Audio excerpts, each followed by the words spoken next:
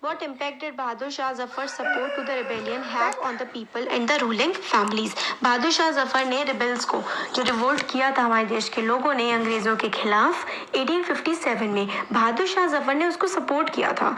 तो लोगों पर और राजाओं पर सब पर क्या असर पड़ा था इस बात का? देखिए इसका आंसर है, दो the rebels were determined to bring East India Company rule in the country to an end. Rebels जो थे, जो विद्रोही थे, उन्होंने सोच लिया था कि भाई ईस्ट इंडिया कंपनी मतलब ब्रिटिशर्स का जो रूल है इसको हम खत्म कर देंगे।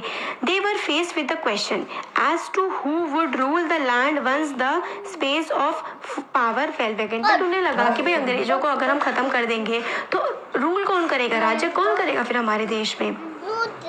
तो फिर क्या हुआ? There was a wide spread impact on the people of this country and its ruling families since Bahadur Shah Zafar accepted leadership and extended his support to the rebellion.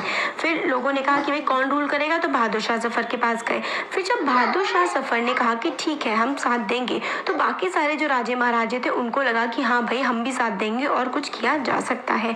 तो ही आस्क्ड ऑल चीफ्स, और बहादुर शाह जफर ने सारे चीफ से, ruler से, country के सबको message forward किए और कहा कि हम सबको मिल करके अंग्रेजों के खिलाफ लड़ना चाहिए।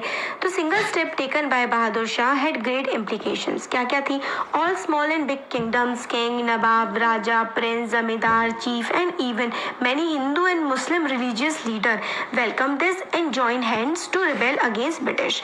Regiment after regiment mutinied and started to join other troops at nodal points like Delhi, Kanpur, Lucknow. तो जैसे ही बहादुर शाह जफर ने कहा कि भाई हम हैं इसके लीडर और हम इसको सपोर्ट करते हैं, तो बहुत सारे राजा, बहुत सारे नवाब, जमींदार और रिलीजियस लीडर, पंडित, मौलवी वगैरह भी इस रिबेलियन को सपोर्ट करने लगे। और बहुत सारे जो है आर्मी के ट्रूप्स ने भी रिवोल्ट कर दिया अंग्रेजों के खिलाफ, जैसे कि दिल्ली, कानपुर, लखनऊ में ट्रूप्स ने कहा कि हम अब अंग्रेजों की बात नहीं मानेंगे और इनके खिलाफ लड़ेंगे। Bahadur Shah जफर्स decision to bless rebellion changed entire situation dramatically.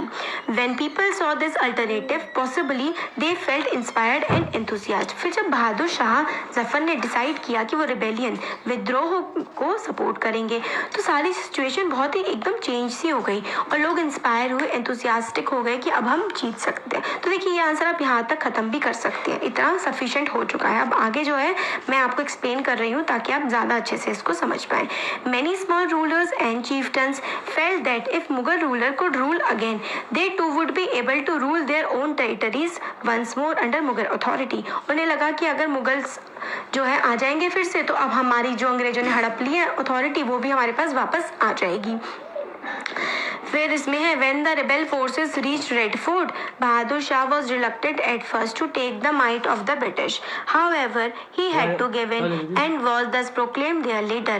Having this symbolic head inspired rebel to fight the British with renewed confidence, hope and courage. फिर वो लोग मेरठ से सारे सिपाही गए थे रेड फोर्ट में रहते थे ना मुगल एम्पायर, वहाँ पर गए और उनसे कहा कि भाई आप हमारे लीडर बन जाओ। तो उन्होंने कहा ठीक है भाई हम आपके लीडर बन जाते हैं। पहले तो रिलक्टेंट थे, फिर मान गए और फिर जब सबको लगा कि भाई बहादुर शाह जफर लीड कर रहे हैं, तो बाकी सब लोगों ने भी सपोर्ट किया और काफी बड़ा विद्रोह अंग्रेजों के खिलाफ छिड़ गया।